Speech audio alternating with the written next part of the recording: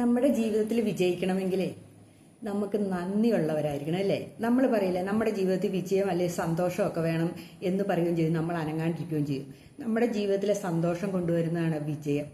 വിജയം വരുമ്പോൾ നമ്മുടെ സ്വാഭാവികമായിട്ട് നമ്മുടെ ഉള്ളിൻ്റെ ഉള്ളിലൊരു സന്തോഷം ഉണ്ടാവില്ലേ. അപ്പോൾ അതിന് വേണ്ടിയിട്ട് നമ്മൾ ചുമ്മാ ഇരുന്നാൽ കിട്ടുമോ? ഇല്ല. ആദ്യമേ നമ്മുടെ മനസ്സിലുണ്ടാക്കേണ്ടത്, എത്ര പരാജിതനാണേലും അവൻ്റെ മനസ്സിൽ ആദ്യം ഉണ്ടാകേണ്ടത് എന്താണെന്നറിയാവോ? ഒരു ഗ്രാറ്റിറ്റ്യൂഡ്. നമുക്ക് കിട്ടിയ അന്ന് വരെ കിട്ടിയ ഓരോ സൗഭാഗ്യങ്ങൾക്കും നമ്മൾ നന്ദിയുള്ളവരായിരിക്കണം. ആ നന്ദി നമ്മൾ പ്രകടിപ്പിക്കുക തന്നെ വേണം. നമ്മളോട് തന്നെ അത് പ്രകടിപ്പിക്കണം. എനിക്ക് നന്ദി, എനിക്ക് ഇന്ന് നല്ല ഭക്ഷണം കഴിക്കാൻ സാധിച്ചത് നന്ദി, നല്ല വസ്ത്രം ധരിക്കാൻ സാധിച്ചത് നന്ദി, നല്ല സന്തോഷത്തോടെ ഒരു ദിവസം തന്നതിന് നന്ദി.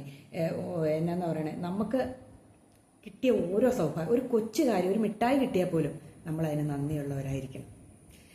അത് ആ നന്ദി നമ്മൾ രാവിലെ എഴുന്നേൽക്കുമ്പോൾ നമ്മുടെ കൂടെയുള്ളവരും, നമ്മുടെ ഭർത്താവും മക്കളും, നമ്മുടെ കൂടെയുള്ളതിനും, നമ്മുടെ സഹോദരങ്ങൾ, നമ്മുടെ മാതാപിതാക്കൾ കൂടെയുള്ളതിനും നന്ദിയുള്ളവരായിരിക്കണം. അവരെ ജീവനോടെ ആരോഗ്യത്തോടെ നമുക്ക് കാണാൻ സാധിച്ചത്, കിടക്കുമ്പോഴും ഇന്നൊരു നല്ല ദിവസം തന്നതിന് നമ്മൾ നന്ദിയുള്ളവരായിരിക്കണം. പിന്നെ അടുത്തതാണ് അർത്ഥവത്തുള്ള ഒരു ജീവിതമായിരിക്കണം നമ്മുടെ. അതായത് നമ്മുടെ ജീവിതത്തിൽ ഈ ജന്മത്തിൽ നമുക്ക് എന്തൊക്കെ ചെയ്യാൻ സാധിക്കുന്നു അതൊക്കെ ചെയ്ത് നമ്മുടെ ഈ ജന്മം പൂർത്തീകരിച്ച് പോകുന്നതാണ് ഏറ്റവും ഭാഗ്യമായത് അല്ലേ. അല്ലാണ്ട് നമ്മൾ ചുമ്മാ ഇരുന്ന് വേസ്റ്റാക്കി നമ്മുടെ ജീവിതം കളഞ്ഞിട്ട് നമുക്ക് എന്ത് കിട്ടാനാണ്? നമ്മൾ എന്നിട്ട് പറയും കുറേ കടം ഉണ്ടാക്കി വെച്ചു, അല്ലെങ്കിൽ കുറേ മാനസിക വിഷമം ഉണ്ടാക്കി വെച്ചു, അല്ലെങ്കിൽ അവർ കാരണം ഇവരെ കാരണമെന്ന് പറഞ്ഞു നിന്നിട്ടൊന്നും നമുക്കൊരു കാര്യമില്ല. അപ്പം നമ്മുടെ ജീവിതം അർത്ഥവത്തുള്ളതാക്കണമെങ്കിൽ നമ്മൾ ഓടുക തന്നെ വേണം. വീണെടുത്ത് കിടക്കരുത്. ഓടുമ്പോൾ വീണു പോകും. വീണെടുത്ത് കിടന്നിട്ടുണ്ടെങ്കിൽ നമ്മൾ വിജയിക്കില്ല. അപ്പം നമ്മൾ എന്ത് കാണിക്കണം? നമ്മുടെ ഒരാൾ തന്നെ വിജയിക്കില്ലല്ലോ, കൂടെ ആരെങ്കിലും ഉണ്ടെങ്കിലല്ലേ വിജയിയായിട്ട് പ്രഖ്യാപിക്കാൻ പറ്റുള്ളൂ. അപ്പം നമ്മൾ വിചാരിക്കണം, നമ്മളെ പുറകിലും നമ്മുടെ കൂടെ ഇഷ്ടംപോലെ ആൾക്കാരുണ്ട്, നമ്മളപ്പം നല്ല സ്പീഡിൽ ഓടിയാലേ നമ്മൾ വിജയിക്കൂ എന്നുള്ള ഈ കാലഘട്ടത്തിൽ ഓടിയാലേ വിജയിക്കുള്ളൂ എന്നുള്ള ചിന്തയോടുകൂടി നമ്മൾ മുന്നോട്ട് പോകണം. എന്നിട്ട് നമ്മൾ നന്നായിട്ട് ശ്രമിച്ച് നമുക്ക്, അതായത് ഹാർഡ് വർക്ക്. പക്ഷേ ഹാർഡ് വർക്ക് എന്ന് പറയുമ്പോൾ ആ വാക്കിനെ വേറെ അർത്ഥത്തിലെടുക്കരുത്. ഹാർഡ് വർക്ക് എന്ന് വെച്ചാൽ സന്തോഷത്തോടെ നമുക്ക് ഇൻട്രസ്റ്റോടെ ചെയ്യുന്ന ജോലിയായിരിക്കണം. അത് ചെയ്ത് നമ്മൾ അവിടെ വിജയിക്കാൻ ശ്രമിക്കണം. നമ്മുടെ മനസ്സിന് സന്തോഷം ചെയ്യുന്ന കാര്യങ്ങൾ ഇങ്ങനെ ഓരോന്നോരോന്നായിട്ട് ചെയ്തു നോക്കി നമുക്ക് ജീവിതത്തിൽ ഒരു വിജയം ഉണ്ടാകും, ഒരു സന്തോഷം ഉണ്ടാകും, മടുപ്പ് തോന്നില്ല നമ്മുടെ ജീവിതത്തിൽ. അല്ലാതെ നമ്മൾ അന്യായ പണിയെടുത്തിട്ട് നമുക്ക് വൈകുന്നേരം ആകുമ്പോഴത്തേനും നമ്മൾ കിടന്നുറങ്ങിപ്പോവും, ഏറ്റു നിൽക്കാൻ പറ്റില്ല, പിറ്റേ ദിവസം ആകുമ്പോൾ നമുക്ക് ഇതിന് പോകണല്ലോ എന്നൊരു മടുപ്പാകും. അങ്ങനെ ആയിരിക്കരുത്. നമ്മൾ സന്തോഷത്തോടെ ചെയ്ത് അതിൽ വിജയത്തിലെത്താൻ വേണ്ടിയിട്ട് നമ്മൾ ശ്രമിക്കണം. പിന്നെ അടുത്തതാണ്, നമ്മളെ ചുറ്റും ഉള്ളവരെന്ത് വിചാരിക്കും എന്നോർത്ത് നമ്മളിരിക്കരുത്. അത് നമ്മുടെ സന്തോഷം കെടുത്തുന്ന സാധനം. മറ്റുള്ളവരെ എല്ലാവരെയും നന്നാക്കിയിട്ട് നമുക്ക് ജീവിതം ഉണ്ടാവില്ല.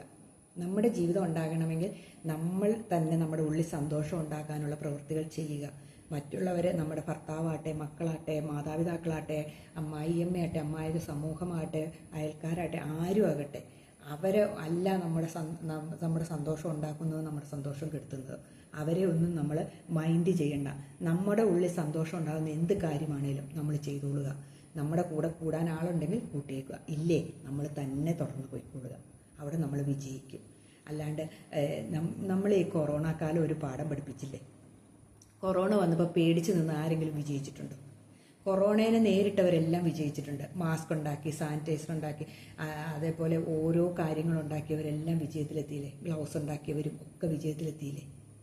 അവർ പേടിച്ച് നിന്നായിരുന്നെങ്കിലോ?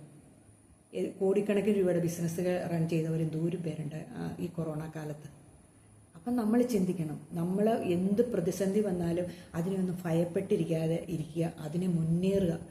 അത് ഒരു ഓപ്പർച്യൂണിറ്റി ആയിട്ട് എടുക്കുക. നമ്മുടെ മുമ്പിൽ വരുന്ന ഓരോ പേടിപ്പെടുത്തുന്ന കാര്യങ്ങളും നമ്മൾ അതിൽ നിന്ന് ഒരു പാഠം ഉൾക്കൊണ്ടിട്ട് അതിനെ വിജയിക്കാൻ, അത് നമുക്ക് നേടിയെടുക്കാൻ നമ്മൾ ഏതാണോ ലക്ഷ്യം അത് നേടിയെടുക്കാൻ ശ്രമിക്കുക. ഒത്തിരി പ്രശ്നങ്ങൾ, ഒത്തിരി കാര്യങ്ങൾ, ഒത്തിരി നമുക്ക് മനസ്സിലാക്കാവുന്ന കാര്യങ്ങൾ കിടപ്പുണ്ടായിരിക്കും. അതിൽ മാത്രം നമ്മൾ തിരഞ്ഞെടുക്കുക. അതിൽ നമ്മൾ വിജയിക്കുക. നമുക്ക് ബുദ്ധിമുട്ടാണെന്ന് തോന്നുന്ന കാര്യങ്ങളൊക്കെ ചിലപ്പോൾ ചെയ്താൽ വിജയിക്കും നമ്മൾ. അപ്പം അങ്ങനെ അത് കണ്ടെത്താൻ ശ്രമിക്കുക. അപ്പം നമ്മൾ വിജയിക്കും. പിന്നെ നോ എന്ന വാക്ക് നമ്മൾ നെഗറ്റീവായിട്ട് എടുക്കേണ്ടത് നെക്സ്റ്റ് ഓപ്പർച്യൂണിറ്റി ആയിട്ട് അതിനെ കാണുക. നോ എന്ന് പറഞ്ഞാൽ നെക്സ്റ്റ് ഓപ്പർച്യൂണിറ്റി എന്ന് മനസ്സിൽ വിചാരിക്കുക. പുതിയത് നമ്മൾ കണ്ടെത്തിക്കൊണ്ടിരിക്കുക. ഒരെണ്ണത്തിൽ നിന്ന് അടുത്തതിലേക്ക് അങ്ങനെ നമ്മുടെ ജീവിതത്തിൽ നമ്മൾ വിജയത്തിലെത്താൻ വേണ്ടിയുള്ള ഓരോ ഭാഗങ്ങൾ കണ്ടെത്തി നമ്മൾ വിജയിക്കാൻ ശ്രമിക്കുക. പിന്നെ ഒരു കാര്യമുണ്ട്, ചേഞ്ച്, നമ്മുടെ ജീവിതത്തിൽ ഒരു ചേഞ്ച് വരുത്താൻ നമ്മൾ ശ്രമിക്കുക.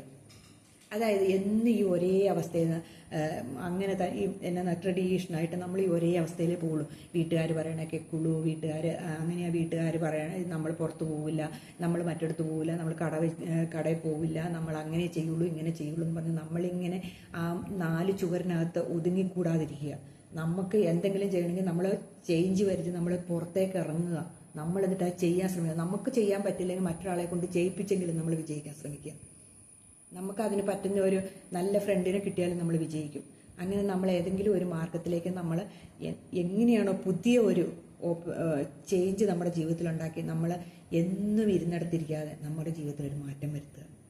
അപ്പം നമ്മൾ വിജയിക്കുകയും ചെയ്യും, സന്തോഷം ഉണ്ടാവുകയും ചെയ്യും. നമ്മുടെ ജീവിതത്തിലെ സന്തോഷം, ഒരു വീട്ടിൽ സന്തോഷം ഉണ്ടായാൽ അതൊരു സമൂഹത്തിലേക്ക് അത് പറ്റുകയും ചെയ്യും. എല്ലാവരും ഇങ്ങനെയൊക്കെ ഒന്ന് ചിന്തിച്ചു കഴിഞ്ഞിട്ടുണ്ടെങ്കിൽ എന്ത് മാറ്റങ്ങൾ ഉണ്ടാക്കാൻ സാധിക്കും? ആരും ചിന്തിക്കില്ല. എല്ലാവരും പ്രശ്നങ്ങളെ ചിന്തിക്കുള്ളൂ. എനിക്ക് പ്രശ്നമാണ്, മറ്റവർക്ക് പ്രശ്നമാണ്, എന്നാൽ ഞാൻ ഇതിൽ നിന്ന് രക്ഷപ്പെടണമെന്ന് ഓരോരുത്തരും ചിന്തിച്ചാൽ മതി. എനിക്ക് സന്തോഷം ഉണ്ടാക്കണം, എൻ്റെ മനസ്സിന് സന്തോഷം, നമ്മുടെ മനസ്സിലെ സന്തോഷം ഉണ്ടാക്കാൻ പറ്റുള്ളൂ. എനിക്ക് ഹാപ്പി ആയിട്ടിരിക്കണമെന്ന് നമ്മുടെ മനസ്സിനെ പാകപ്പെടുത്തിയാൽ മാത്രം മതി. എനിക്ക് ഹാപ്പി ആയിട്ടിരിക്കണം, എനിക്കല്ലാണ്ട് വേറൊരു ചിന്ത എൻ്റെ മനസ്സിലേക്ക് വരുത്തണ്ട എന്ന് വിചാരിച്ച് നമ്മൾ അതിനു വേണ്ടി എല്ലാവരെയും നമ്മൾ നന്നാക്കിയിട്ടൊന്നും നമ്മൾ രക്ഷപ്പെടാൻ സാധിക്കില്ല. അത് ഒരു മനുഷ്യനും സാധിക്കില്ല. അപ്പം നമ്മൾ നമ്മുടേതായ വഴിയിലൂടെ നമ്മൾ വിജയിക്കാൻ ശ്രമിക്കുക, സന്തോഷം കണ്ടെത്താൻ ശ്രമിക്കുക, നമ്മുടെ ചുറ്റുവട്ടത്തും സന്തോഷം കണ്ടെത്തുക. അപ്പം നമ്മൾ വിജയിക്കും. ഒത്തിരി പ്രശ്നങ്ങൾ എല്ലായിടത്തും ചുറ്റും കാണുന്നേ, അതൊന്നും നമ്മൾ മൈൻഡ് പോലും ചെയ്യരുത്. എന്തെങ്കിലും കേട്ടിട്ടുണ്ട് ഈ ചെവി കൂടെ കേട്ട് ഈ ചെവി കൂടെ വിട്ടേക്കുക. ഇതൊന്നും നമ്മളെ ബാധിക്കുന്നതല്ലാതെ നമ്മളങ്ങ് ശീലിപ്പിച്ചു വയ്ക്കുക.